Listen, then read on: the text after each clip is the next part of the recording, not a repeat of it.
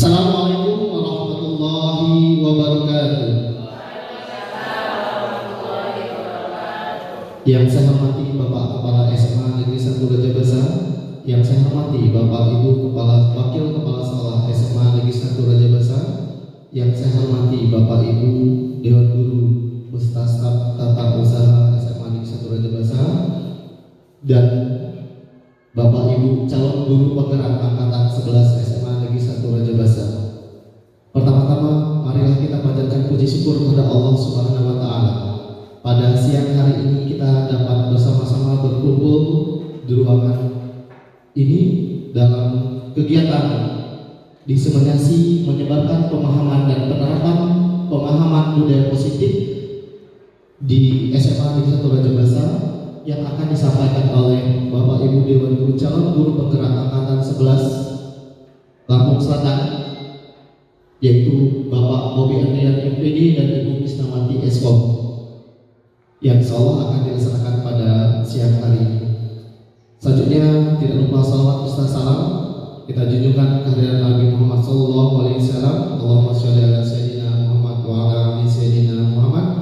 Karena berkat beliau kita hari ini berada pada masa era pendidikan. Untuk memulai acara, marilah kita bersama-sama mengucapkan lafaz basmalah. Bismillahirrahmanirrahim. Acara selanjutnya menyanyikan lagu Indonesia Raya, Mars Lampung Selatan dan Mas Guru Penggerak. Kepada Bapak Ibu untuk dapat berdiri.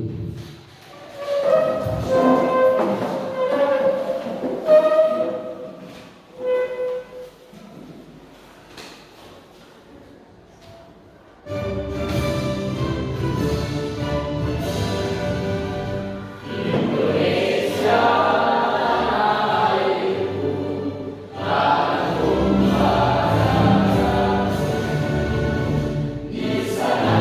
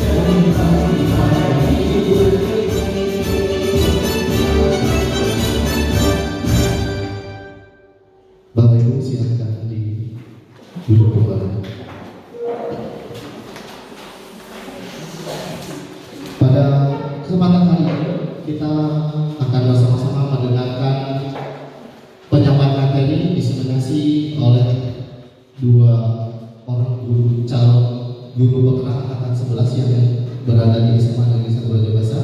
Yang pertama saya bacakan biodatanya. Yang pertama Ibu Misnawati Eskom, tempat tanggal lahir Lampung Selatan 16 Agustus 1944, alamatnya di Tebujung Kalenda, Iwan Mengajar, SD Negeri Kerinci, MTS Kawayan Cugu, dan SMA Negeri 1 Rajabasa. Riwayat pendidikan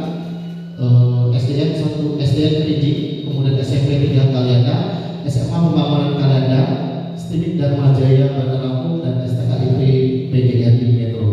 Kemudian yang kedua, materi yang kedua, Bapak Bobi Adrian SPD UPD, tempat tanggal lahir Lampung Selatan 28 Juli 1993, alamat Bobi. Riwayat mengajar di SMA Negeri 1 Rajabasa dan dosen di Universitas Terbuka.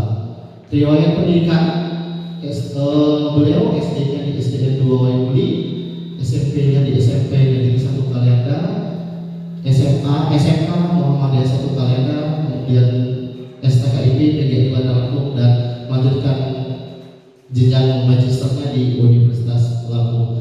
Itulah biodata Bapak Ibu yang akan menyampaikan materi diseminasi tentang budaya positif. Sebelum kita memulai kegiatan materi, supaya lebih semangat, kita akan melaksanakan ice breaking terlebih dahulu. Silakan.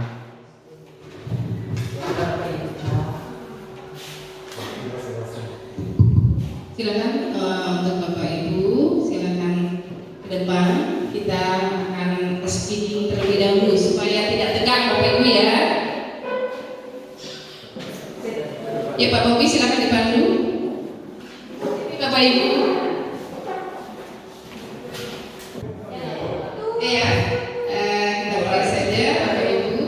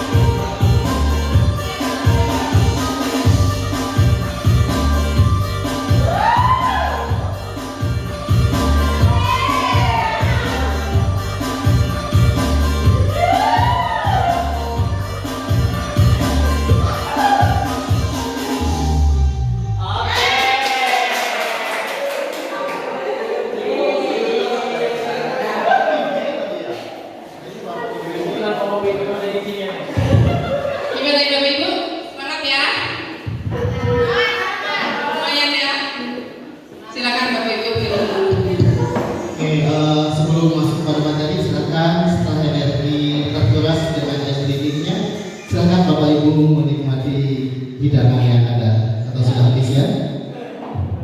Oke, masuk pada sesi materi. Sesi materi yang pertama akan disampaikan oleh Ibu outer kepada Ibu Kisnawati kami persilakan.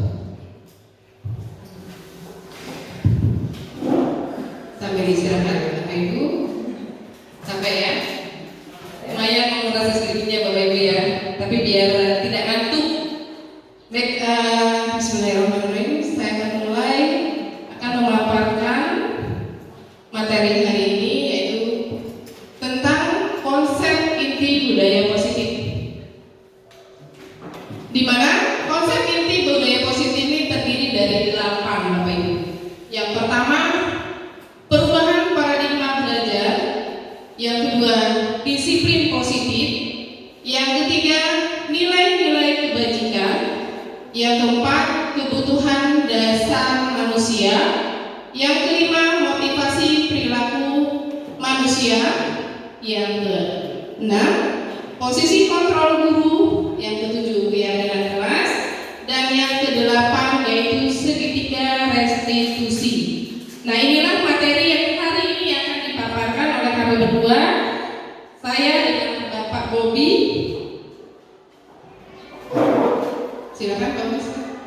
Nah, yang pertama yaitu mengenai pembelajaran dengan paradigma baru. Di mana pembelajaran dengan paradigma baru merupakan pembelajaran yang dirancang berdasarkan prinsip pembelajaran berdiferensiasi, sehingga para peserta didik belajar sesuai dengan kebutuhannya berdasarkan tahap perkembangan sesuai teori psikologi modern untuk mewujudkan profil pelajar Pancasila.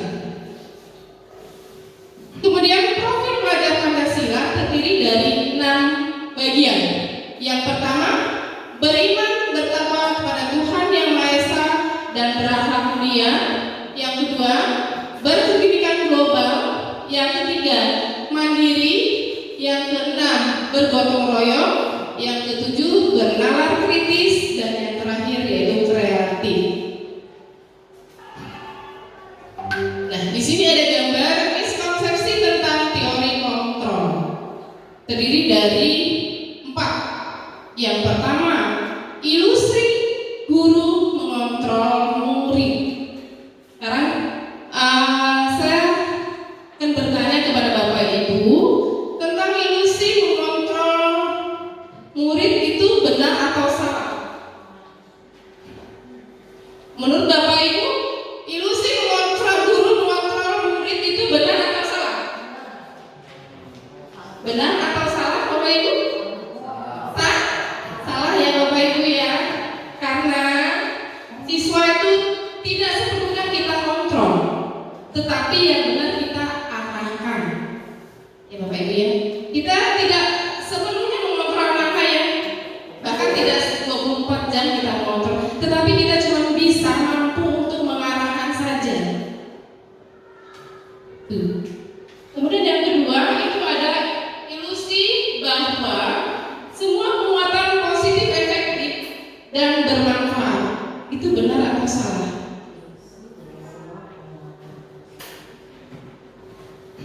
Benar atau salah Bapak Ibu?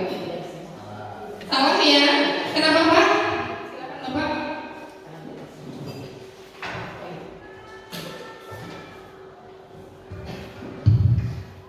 Karena jika siswa kita selalu berikan sanjungan, nanti bisa lama-kelamaan siswanya akan jadi besar kepala.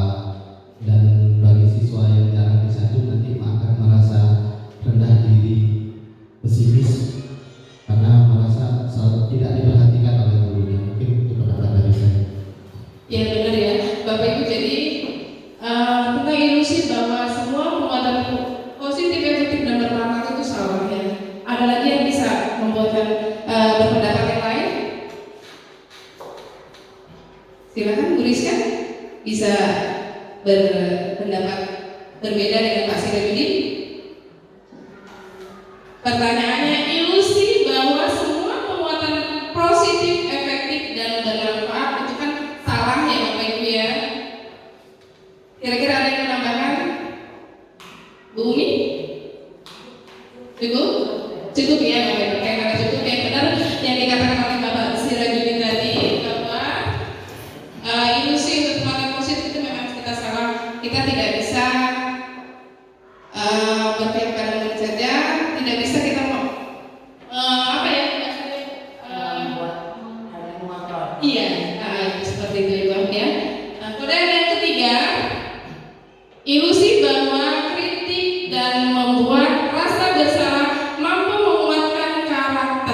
Benar atau salah?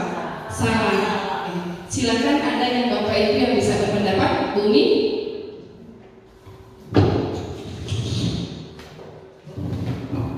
Dulu. Menurut saya ya, kalau misalnya anak selalu dihakimi salah, maka anak itu nantinya akan merasa takut. Jadi yang tadinya dia berani untuk mengapresiasikan diri dia, terus selalu disalahkan, nantinya dia akan merasa kurang percaya diri, gitu. Mungkin itu aja saya berikan. Terima kasih pada Nurisya. Bu Umi akan menambahkan? Silakan. Baik, tadi bahwa pertanyaannya bahwa jika siswa kita selalu kritik, kita selalu dikritik kalau kita, kemudian kita buat dia merasa bersalah. Kalau menurut saya, ketika anak itu kita jatuhkan perasaannya, kemudian kita jatuhkan pendapatnya, biasanya anak tersebut nantinya akan menjadi kurang percaya diri di kelas, tidak mau lagi berinteraksi dengan guru, dan akhirnya kegiatan belajar mengajar kita juga tidak kondusif dengan siswa dan guru. Jadi kegiatan belajar mengajar nantinya tidak ada hubungan timbal balik antara guru dan peserta didik. Itu saja, Bu. Terima kasih Bu Umi. Memang benar ya Bapak Ibu ya, kita tidak bisa menjudge siswa itu selalu salah ya. Ada kalanya mereka bisa ya. Jadi seperti itu. Yang terakhir yaitu ilusi bahwa orang dewasa berhak memaksa. Salah atau benar? Salah. Ya. Kira-kira ada Bu Nibru?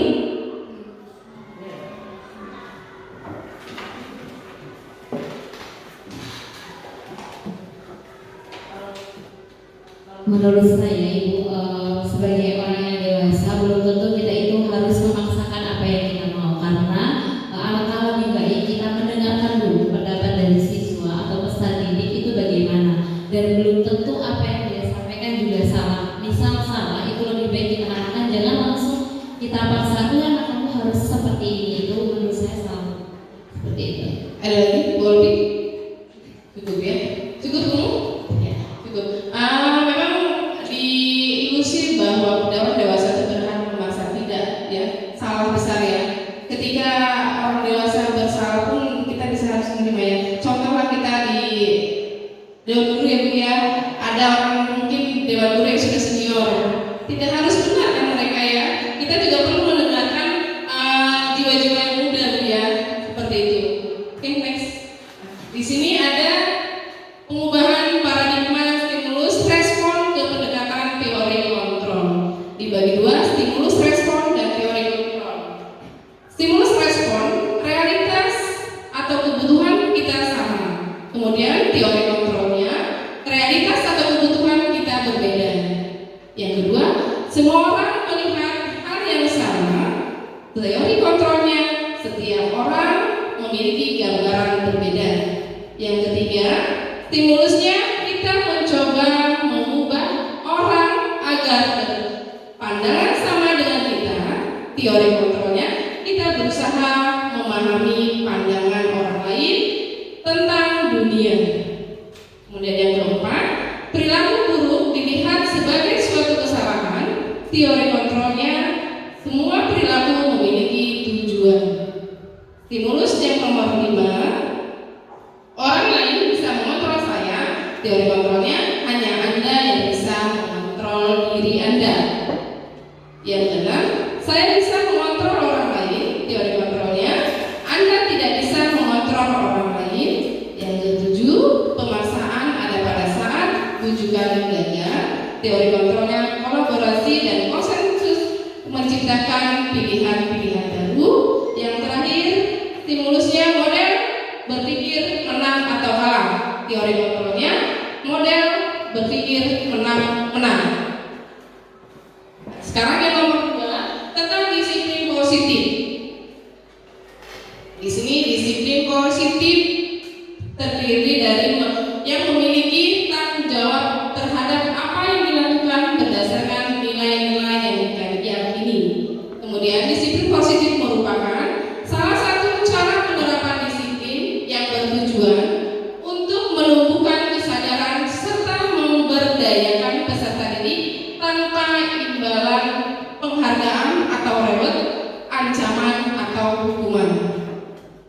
Kemudian sebagai peserta didik, sebagai pendidik kita, maksudnya Bapak Ibu ya, tujuan kita adalah menciptakan peserta didik yang memiliki disiplin diri sehingga mereka berperilaku mengacu kepada nilai-nilai kebajikan, nilai-nilai kebajikan universal dan memiliki motivasi intrinsik dalam perubahan perilaku ke arah yang lebih baik. Nah, di sini pendekatan disiplin positif tidaklah tentang anak-anak atau murid, tetapi tentang diri dan cara kita sendiri, baik sebagai orang tua, sebagai guru, atau sebagai orang dewasa yang memberikan pengaruh positif kepada anak-anak atau murid. Kemudian pendekatan disiplin positif juga merupakan kemampuan individual pendidik atau guru untuk mendidik atau membina murid secara individual atau secara kelompok. Pendekatan secara individual atau kelompok perlu mendapatkan dukungan kebijakan sekolah dan peran rekan sejawat serta seluruh warga sekolah. Yang ketiga yaitu nilai-nilai kebajikan. Di sini nilai-nilai kebajikan adalah sifat-sifat positif manusia yang merupakan tujuan mulia yang ingin dicapai setiap individu.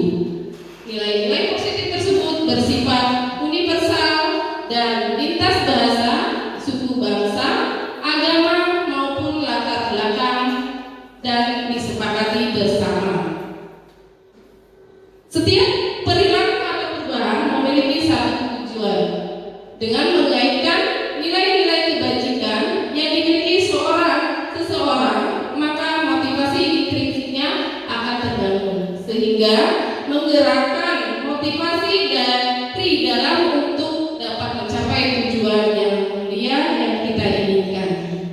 Kemudian nilai-nilai kebajikan yang ingin dicapai oleh setiap anak Indonesia kita kenal dengan nilai profil pelajar Pancasila. Nah, di sini ada contoh nilai kebajikan dalam suatu organisasi. Yang pertama, profil pelajar Pancasila yaitu kategorinya yang beriman dan bertakwa kepada Tuhan Yang Maha Esa dan berakhlak mulia, berpendidikan global, gotong royong, mandiri, kreatif dan bernalar kritis. Kemudian IPO kategorinya yaitu toleransi, rasa hormat, integritas, mandiri, menghargai, antusias, empati, keingintahuan, kreativitas, kerjasama, percaya diri dan komitmen. Kemudian keterampilan hidup kategorinya dapat dipercaya, lurus hati, pendengar yang aktif, tidak merendahkan orang lain, dan memberikan yang terbaik dari dirinya. Di sini ada 9 pilar karakter. Yang pertama, cinta Tuhan dan segenap ciptaannya. Yang kedua, kemandirian dan tanggung jawab. Yang ketiga, kejujuran atau amanah, diplomatis. Yang keempat, hormat dan santun. Yang kelima, dermawan, suka menolong dan bergotong royong. Yang keenam, percaya diri, kreatif dan bekerja keras. Yang ketujuh, baik dan rendah hati. Yang kedelapan, toleransi. Dan yang terakhir, kedamaian dan kesatuan. Kemudian di sini juga ada petunjuk seumur hidup dan keterampilan hidup, yaitu terdiri dari dapat dipercaya, lurus hati, pendengar yang aktif, tidak merendahkan orang lain, dan memberikan yang terbaik dari dirinya. Nah, di sini ada terbagi dari 4 kategori nilai kebajikan Bapak Ibu. Nilai-nilai kebajikan yaitu ada peduli, keterus-terangan, kebersihan, komitmen, belas kasih, percaya diri, belas kasih lagi tulis doa ya, bertujuan, tenggang rasa dan bergotong royong, rajin, keberanian, kesatuan, kreatif kedermawan, kejujuran, dermawan, harga diri dan rendah hati, integritas, kebahagiaan, keadilan, baik hati, kesetiaan, berprinsip, bersahaja, keteraturan, keselamatan, keteguhan hati, rasa hormat, tanggung jawab, pengabdian, bijaksana, bersyukur, toleransi, percaya, lurus hati, ketegasan, dan pengertian. Baik, Bapak Ibu, di sini ada mungkin kita diskusi saja ya. Setelah tadi membahas nilai kebajikan, budaya positif, kemudian disiplin, mari Bapak Ibu berbagi pengalaman dan strategi apa yang selama ini Bapak Ibu terapkan untuk menanamkan disiplin positif pada murid-murid kita, bagaimana hasilnya dan perilaku murid-murid kita. Silakan Bapak Ibu dipikirkan, kita diskusi, berbagi pengalaman ya, di mana strategi apa yang Bapak Ibu terapkan pada saat ke siswa untuk menanamkan disiplin positif.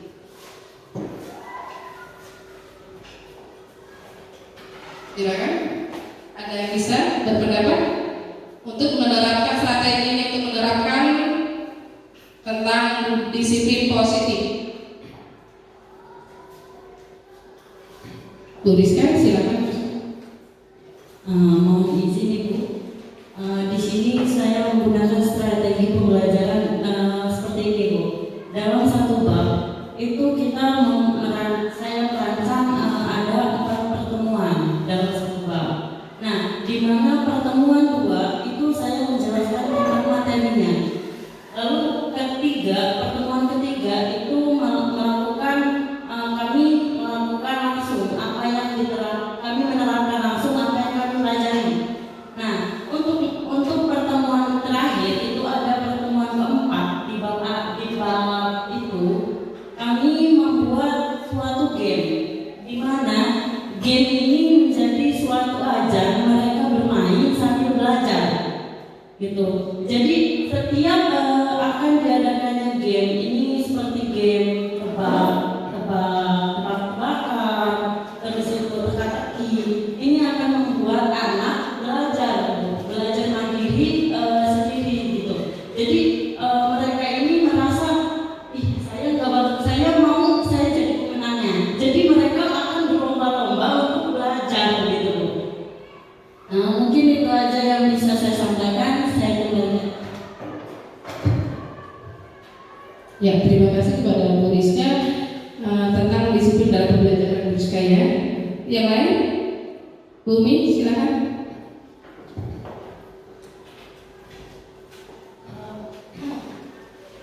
Baik, tadi sudah disampaikan materi terkait nilai-nilai kebajikan, bahwa tadi ada beberapa materi. Kalau dulu di kurikulum 13 mungkin tentang sikap ya, ada tentang afektif siswa. Nah, tapi untuk nilai-nilai kebajikan di kurikulum Merdeka ini kan berkaitan dengan profil penguatan pelajar Pancasila.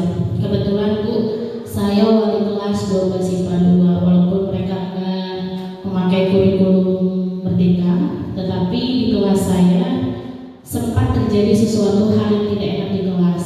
Nah, tetapi saya sebagai wali kelas selalu bilang begini kepada siswa, saling mengerti dengan teman. Jadi kalau temannya sakit, ingatkan tugasnya. Kemudian kalau temannya ada masalah seperti kemarin, jangan pernah diungkit lagi. Kita harus memiliki rasa pengertian dengan teman yang lain. Kemudian di kelas saya juga Bu, kami tidak membuat jadwal piket, tapi kami membuat tugas harian. Jadi tidak membedakan antara laki-laki dan perempuan. Kalau memang tugasnya itu jadinya di rolling, jadi semuanya kebagian dan saling menghormati satu sama lain. Jadi sesuai dengan tanggung jawabnya masing-masing. Itu di kelas yang saya bina sebagai wali kelas. Jadi artinya tadi kan nilai-nilai kebajikan, satu contohnya seperti pengertian. Nah, itu pengertian terhadap temannya. Kemudian rasa tanggung jawab. Nah, itu rasa tanggung jawab pada tugas harian mereka. Itu dari saya. Bumi mungkin lebih cenderung kedisiplinan di kelas Bu Bumi ya. Tadi Bu Rizka di pembelajaran. Baik, suatu hal juga ya. Tadi Bu Bumi tidak membuat jadwal piket ya, tetapi beliau membuat polanya dengan apa Bu? Tugas hariannya. Bisa kita contoh yang mungkin kita coba di kelas kita masing-masing, bahwa dengan tugas harian itu mereka akan sadar apa sih yang harus saya kerjakan hari ini. Ada tugas apa ya saya? Tanpa mereka melihat jadwal tiket ya. Bagus sekali mungkin bisa kita terapkan mungkin di kelas yang ingin mencoba memberdayakan disiplin positif tadi ya. Mungkin ada yang lain? Pak Sirajudin?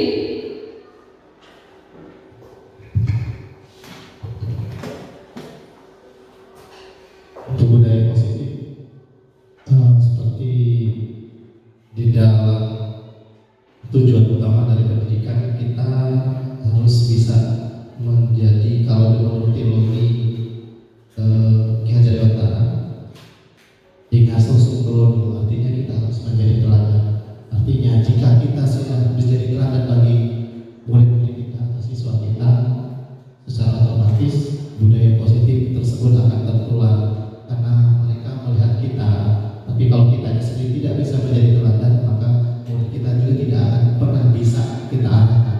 Karena intinya adalah kita sebagai guru memang harus menjadi panutan. Mungkin itu tambahan dari saya. Terima kasih.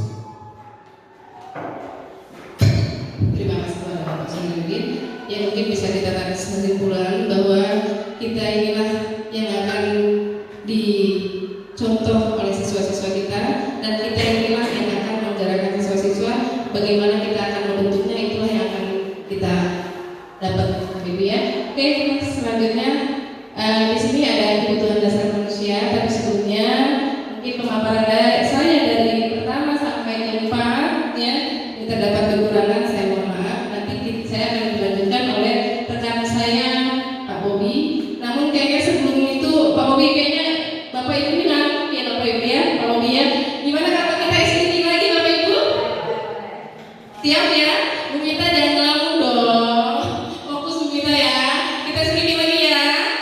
Biar lebih semangat. Silakan Pak Bobi. Speakingnya. Kita mau bertepuk-tepuk. Ya Pak Bobi ya? Oke. Bisa berdiri apa gimana? Duduk aja. Saya minta untuk Bapak Ibu berdiri ya Bapak Ibu Berdiri semuanya. Bapak Ibu. Kita mau speaking. Iya. Tepuk. Kita akan mengecek konsentrasi Bapak Ibu semua. Oke, kalau misalkan saya bilang tepuk 1, nanti Bapak Ibu silakan tepuk 1. Ya. Konsentrasi Bapak Ibu ya. Iya. Jadi kalau misalkan saya bilang tepuk 1, itu untuk tepuk 1, tepuk 2, tepuk 3, tepuk 4, tepuk 4, tepuk 5. Ingat ya? Oke, kita ulang lagi. Tepuk 1, tepuk 2, tepuk 3, tepuk 4. Ayo. Bu Rizka akan konsentrasi ya. Konsentrasi lagi. Konsentrasi. Tepuk 3, tepuk 4. Masih rajin dan konsentrasi. Sekali lagi Pak Bobi. Oke, tepuk 4, tepuk 5, 3 kali, tepuk 5.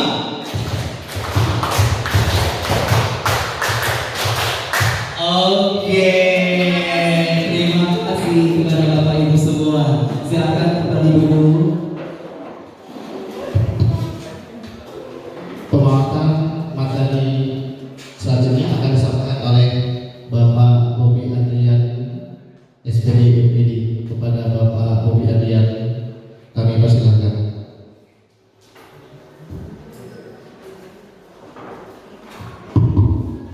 Oke, assalamualaikum warahmatullahi wabarakatuh. Selamat siang Bapak Ibu.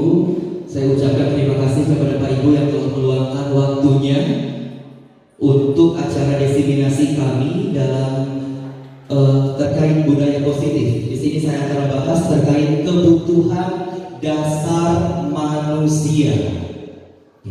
Kebutuhan dasar manusia ini adalah segala sesuatu yang kita lakukan untuk mendapatkan apa yang kita inginkan. Seluruh tindakan yang kita lakukan ini memiliki tujuan, dan semua usaha terbaik yang kita lakukan itu adalah dalam rangka agar kebutuhan dasar tersebut itu bisa kita penuhi dengan baik.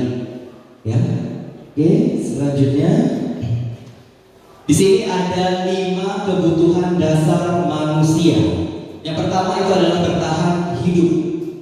Bertahan hidup kita butuh makan, tempat tinggal, keamanan, dan kesehatan. Kemudian yang kedua, setiap manusia itu butuh nggak rasa kasih sayang? Butuh ya. Nah, ini merupakan kebutuhan dasar manusia.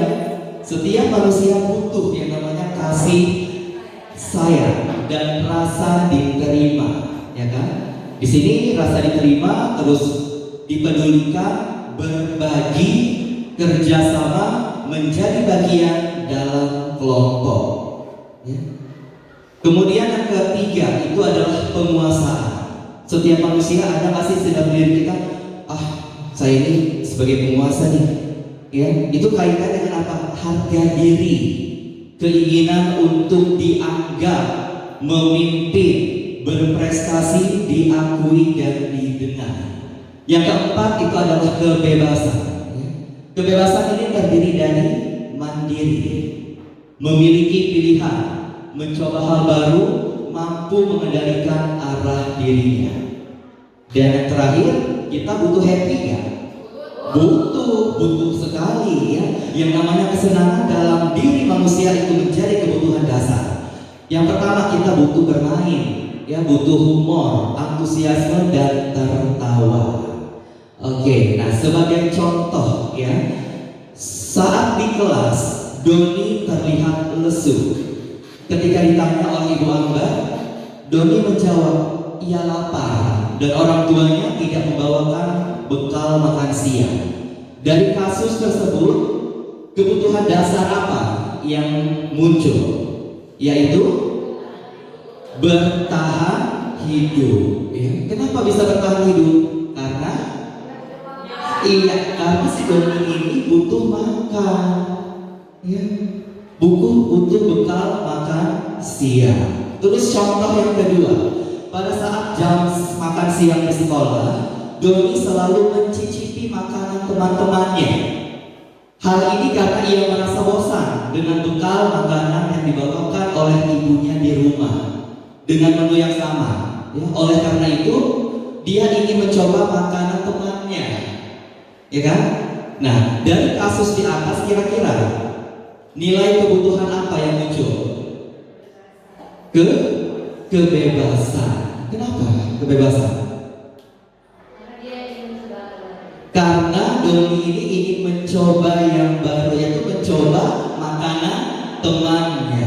Ya, karena Doni merasa bosan dengan bekal yang dibawakan oleh orang tuanya.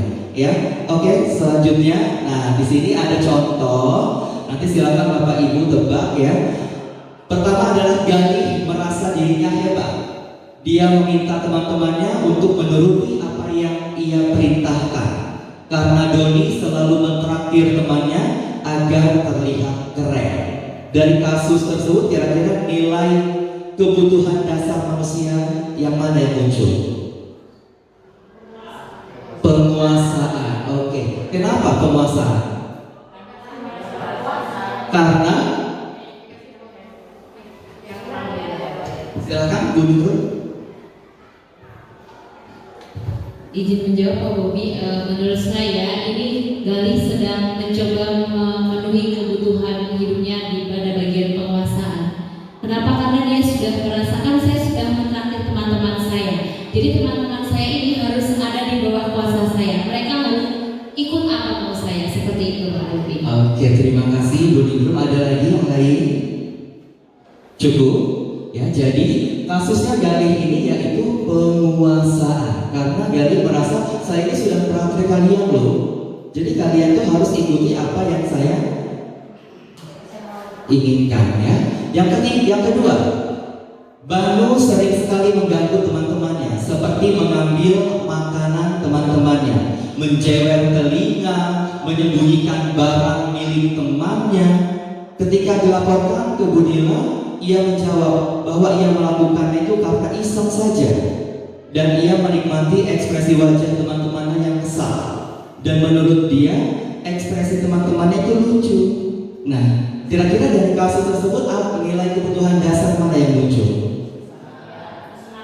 Kesenangan. Kenapa Bapak Ibu? Silakan berikan alasannya.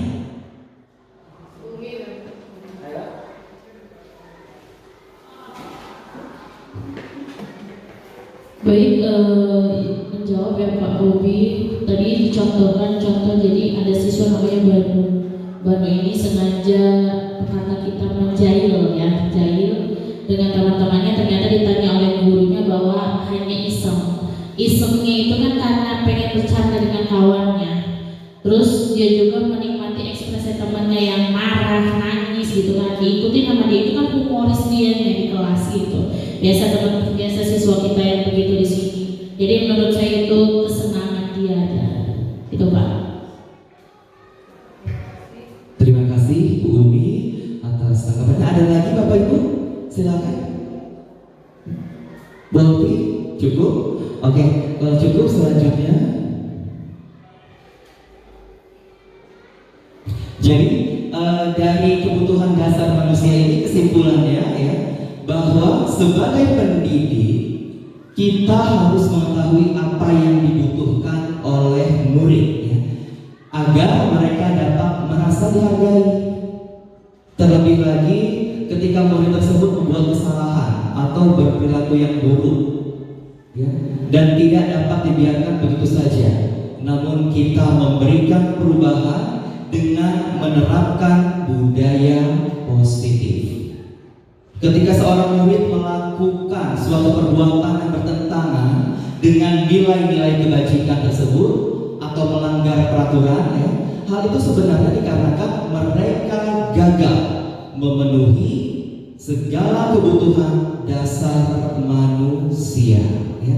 Jadi pada intinya kita sebagai guru itu harus mengetahuinya. Jangan ini ada murid yang membuat kesalahan kita malah semakin menghakimi ya. Akibat dari menghakimi itu bukan menyelesaikan masalah, malah membuat murid itu jadi apa? Jadi semakin tertekan ya.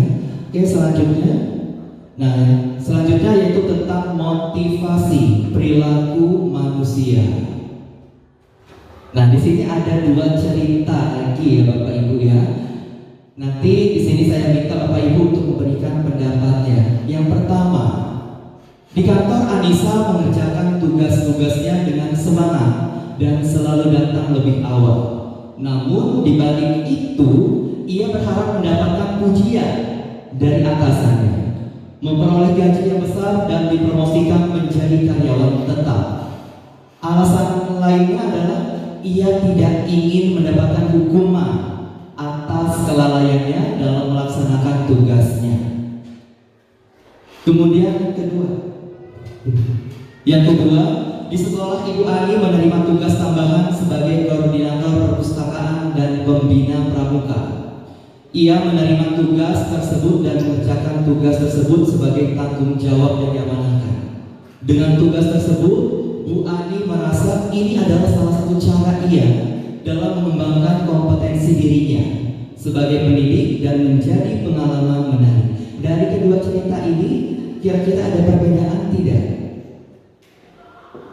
Kalau tidak, kalau ada silakan berikan penjelasannya. Silakan Bapak Ibu. Pak Sira. Silakan Bu Mita. Bu Mita.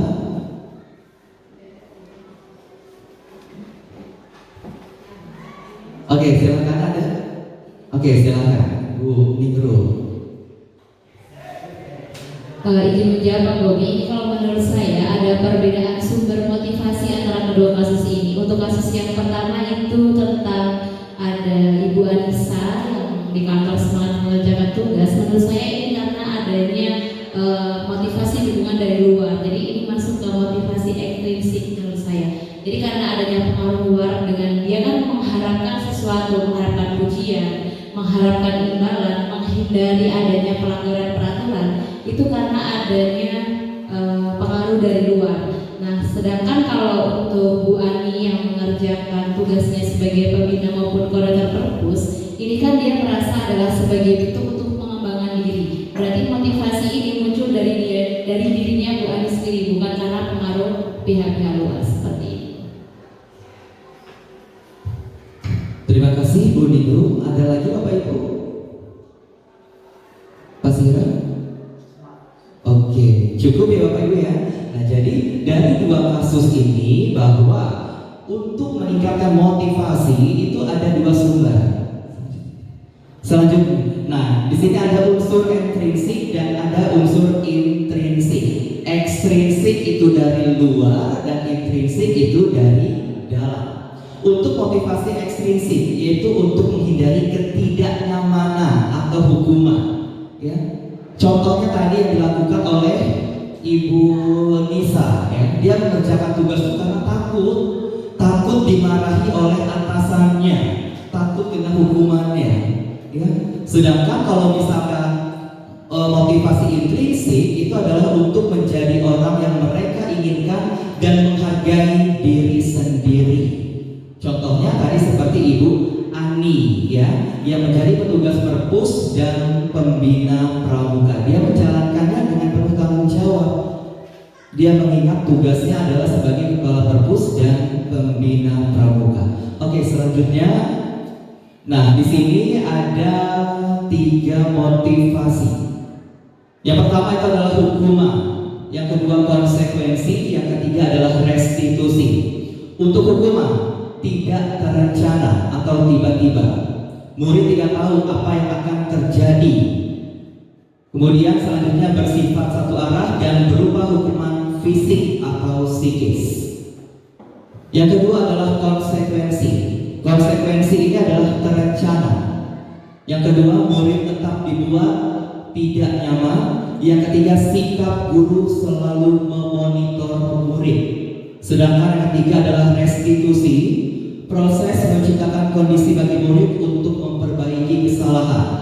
Yang kedua adalah proses kolaboratif yang mengajarkan murid untuk mencari solusi sendiri. Oke, di sini ada 5 posisi kontrol guru.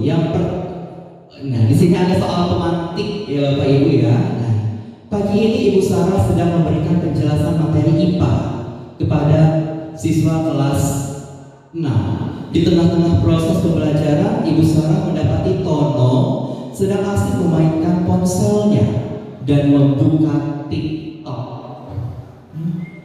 Hal ini membuat Ibu Sarah kecewa dan langsung menegur Tono. Dari soal pemantik tersebut, kira-kira nilai kontrol apa yang diterapkan oleh Ibu Sarah? Apakah memberikan hukuman atau konsekuensi atau restitusi? Langsung menegur, kira-kira apa? Langsung menegur, iya, apa? Apakah hukuman, konsekuensi atau restitusi? Karena sebelumnya kan sudah ada mau tidak.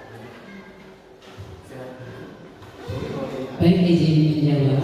Ya, dari masalah yang dihadapi oleh Ibu Sarah dengan melihat siswanya di kelas ketika pembelajaran dan dia melihat handphone untuk melihat TikTok. Nah, ini berarti konsekuensi. Karena apa? Karena bagi siswa kan sudah ada bahwa tidak diperbolehkan membawa handphone kecuali ketika memang guru tersebut meminta. Jadi itu konsekuensinya memang harus ditegur seperti itu. Terima kasih. Oke, terima kasih Bu Yana atas tanggapannya. Ada lagi Bapak Ibu? Cukup? Oke. Jadi dalam kasus ini yaitu konsekuensi, karena di sekolah kita dilarang membawa handphone, ya. Dan itu sudah dibicarakan di awal, ya. Jadi ini merupakan konsekuensi yang harus diterima si Tono karena telah melanggar peraturan sekolah, ya. Oke, selanjutnya di sini ada 5 posisi kontrol guru. Yang pertama adalah penghukum, yang kedua pembuat merasa bersalah, 3 teman, yang keempat pemantau, dan yang kelima adalah sebagai manajer. Oke, nah di sini ada tabel, ya, bisa dilihat oleh Bapak Ibu semua. Kalau kita sebagai penghukum, ya, guru ini berbuat menghardik, menunjuk-nunjuk, menyakiti, dan menyindir. Contohnya, kalau kamu tidak melakukannya, saya akan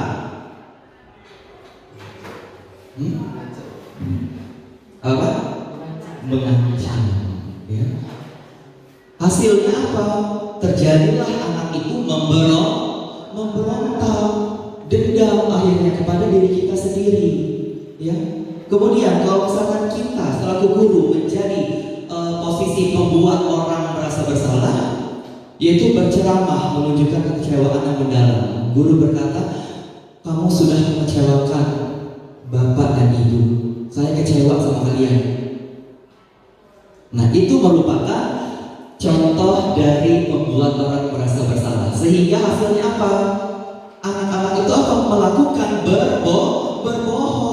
Di depan kita baik, di belakang kita jelek, ya. Selanjutnya, kalau kita sebagai teman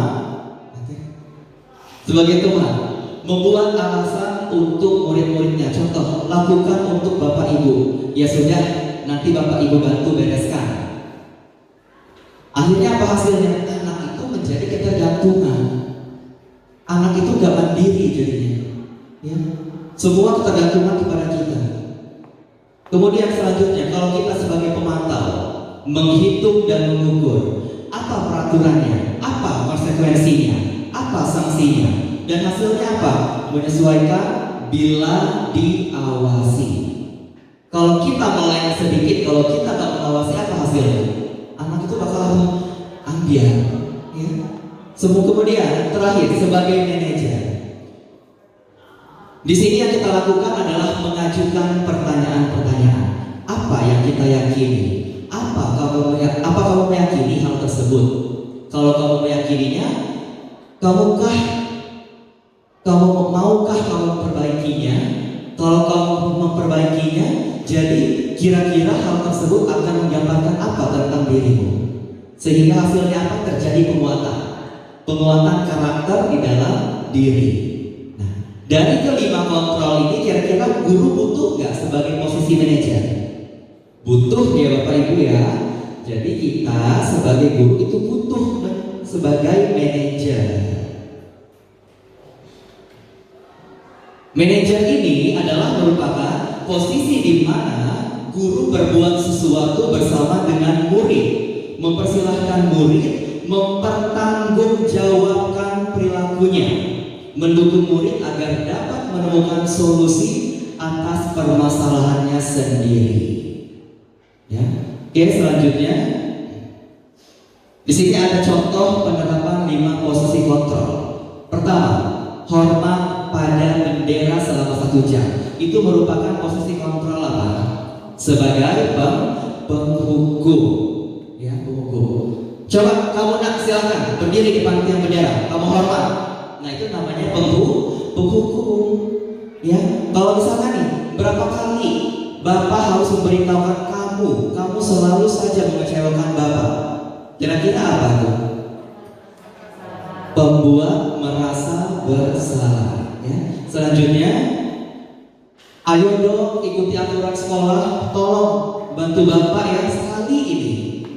Ya sudah, tidak apa-apa, lain kali jangan sampai berbuat seperti ini lagi ya, nak ya. Itu sebagai apa? Sebagai teman, ya. Kemudian selanjutnya, kamu sudah melanggar peraturan sekolah. Kamu tahu konsekuensinya? Setelah upacara, kamu beli atributnya ke koperasi dan jangan diulangi lagi. Itu sebagai apa? Pemantau. Oke, nah di sini ada beberapa teks ya. Coba di sini. Saya kecewa sekali dengan kamu. Kira-kira posisi kontrol apa yang muncul?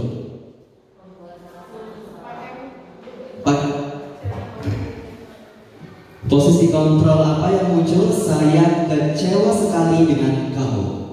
Membuat merasa bersalah. Membuat merasa bersalah. Oke, selanjutnya, apa rencanamu untuk menyelesaikan hari ini, masalah ini? Sebagai Manajer.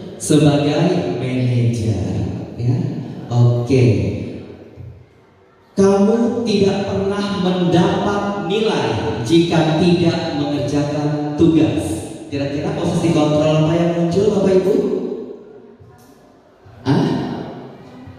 Sebagai penghukum, ya, karena ada ancaman di sini, ya. Oke, selanjutnya adalah keyakinan kelas. Ya. Keyakinan kelas itu kita butuh. Mengapa perlu peraturan kelas dan mengapa perlu keyakinan kelas?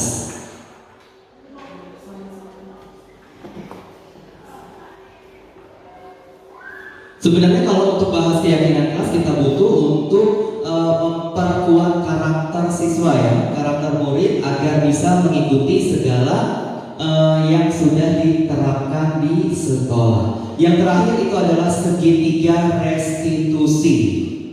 Segitiga restitusi itu adalah suatu proses dialog yang dijalankan oleh guru agar dapat menghasilkan murid yang mandiri dan bertanggung jawab. Ada 3 tahapan di dalam segitiga restitusi. Yang pertama adalah menstabilkan identitas. Yang kedua adalah validasi tindakan yang salah. Dan yang ketiga adalah menanyakan keyakinan. Oke, ini adalah contoh untuk menstabilkan identitas, ya. Berdasarkan prinsip membuat kesalahan adalah bagian dari proses pembelajaran. Berbuat salah itu wajar. Tidak ada manusia yang sempurna. Bapak Ibu juga pernah kok melakukan itu. Bapak Ibu tidak mau mencari siapa yang salah, tapi Bapak Ibu di sini ingin mencari solusi dari permasalahan ini. Dan kamu berhak merasa begitu. Oke, selanjutnya adalah validasi tindakan yang salah. Berdasarkan prinsip setiap perilaku berupaya memenuhi suatu kebutuhan tertentu, yaitu contohnya kamu pasti punya alasan mengapa melakukan hal tersebut, ya? Padahal kamu bisa melakukan yang lebih buruk dari ini. Kemudian kamu patut bangga karena telah melindungi sesuatu yang penting buatmu. Yang terakhir adalah kamu melakukannya karena mempertahankan sesuatu yang penting bagimu. Oke, selanjutnya adalah menanyakan keyakinan. Berdasarkan prinsip teori kontrol, bahwa pada dasarnya kita ini termotivasi secara intrinsik. Apa keyakinan kelas kita? Nilai-nilai apa yang telah disepakati bersama? Seperti apa gambaran sebuah kelas ideal menurut kamu? Dan kamu ingin menjadi orang yang seperti apa? Jadi untuk segitiga restitusi ini kita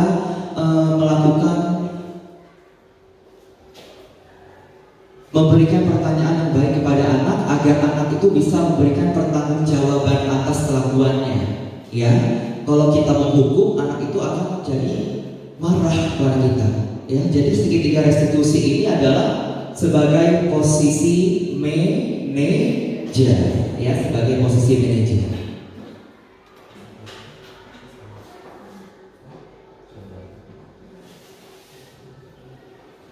Next. Nah, ini adalah contoh penerapan segitiga restitusi yang diterapkan oleh Ibu Kisnawati.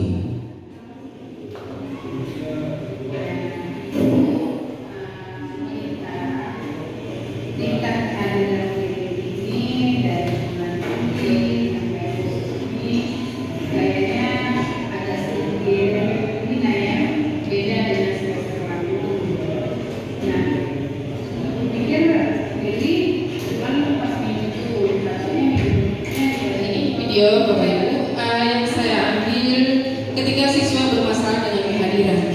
Ya, kita mungkin semua sudah pernah mengalami ya, tetapi kita tidak tahu itu yang namanya restitusi. Ya, kita tidak tahu langkah-langkahnya, tapi saya yakini semua dewan guru itu pernah melakukan seperti ini. Ya, kami pun awal kami belum ikut mengikuti CBP.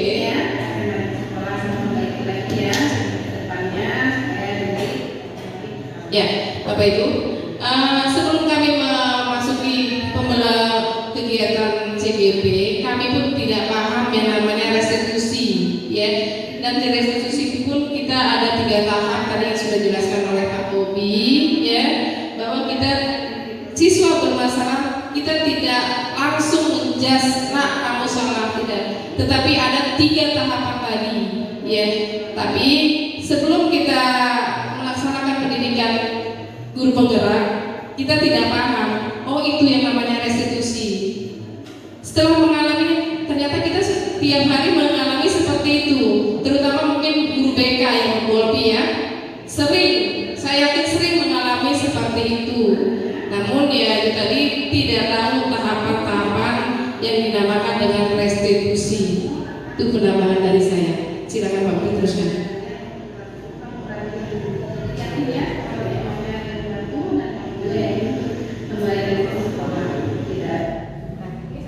Oke, nah kalau ini saya melakukan segitiga restitusi terhadap siswa yang pada saat itu membawa HP ke sekolah. Ya, terkait belakangan ini dan pengetahuan dari Bapak Ibu Guru bahwa pelajaran selalu bermain HP, dan media sosial. Apakah itu betul?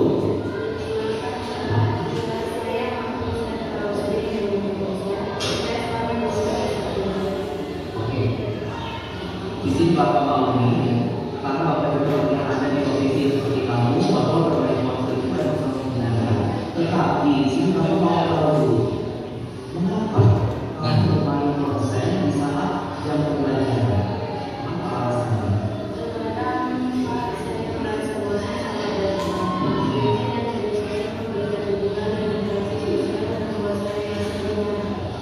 Di sini Bapak mengenai masalah ini.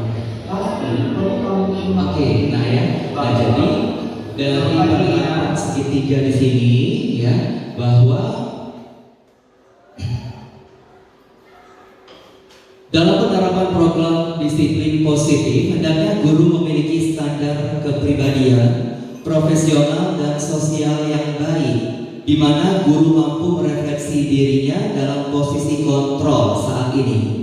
Bagaimana perjalanan dirinya sebagai among atau manajer yang menuntun murid-muridnya menjadi insan yang mandiri, merdeka dan bertanggung jawab. Ya, nah jadi itulah penjelasan dari kami, saya dan Bu Isnawati terkait budaya positif yang sudah kita terapkan ya Bu ya di sekolah, yaitu dengan menjadi manajer dan menggunakan segitiga restitusi. Nah, dari penyampaian di sini kira-kira adakah yang ingin ditanyakan oleh Bapak Ibu? Silakan. Ada yang ditanyakan Bapak Ibu? Apakah sudah cukup? Cukup jelas ya Bapak Ibu ya. Ya, mudah-mudahan pada hari ini kami mengibaskan hasil pendidikan kami kepada Bapak Ibu Dewan Guru. Harapan besar bagi kami Bapak Ibu bisa mengimplementasikan ke dalam lingkungan kita ya, khususnya kita di SMA 1 Raja Basa. Semoga ini bermanfaat bagi kita semua, terutama kita kepada siswa ya. Itu penutup dari saya. Silakan Pak Bobi. Baik, pada intinya kita selalu guru harus memiliki sikap sebagai among tadi ya, sebagai manajer. Dan saya berharap semoga kita bisa bergerak bersama. Semoga kita itu apa? Ibu ada bergerak, tergerak dan menggerakkan. Oke, terima kasih kepada Bapak Ibu bagi semua. Kami ucapkan wassalamualaikum warahmatullahi wabarakatuh.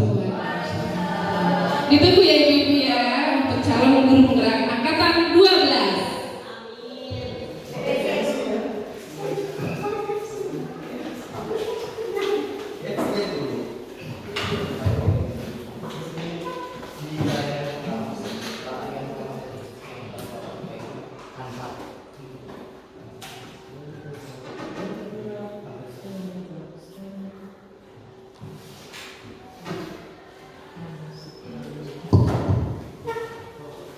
Terima kasih atas pemaparan materi oleh Ibu Kisnawati dan Bapak Bobi Adrian tentang penerapan dan pemahaman budaya positif di SMA Negeri 1 Rajabasa. Semoga dari pemaparan dari Bapak Ibu calon guru penggerak angkatan 11 ini bisa menambah wawasan dan kompetensi kita sebagai seorang guru dan juga mampu menggugah Bapak Ibu semuanya untuk dapat bersama-sama bergabung bergerak menjadi seorang calon guru penggerak pada angkatan 12 ataupun angkatan 13 pada masa yang akan datang. Tibalah pada akhir acara, saya selaku pembawa acara mengucapkan mohon maaf apabila dalam memimpin acara saya mendapat kehilapan dan kesalahan. Kepada Allah saya mohon ampun. Marilah kita tutup acara ini dengan bersama-sama mengucap lafaz hamdalah alhamdulillah. Dan saatnya wabillahi taufiq wal hidayah. Wassalamualaikum warahmatullahi wabarakatuh. Tergerak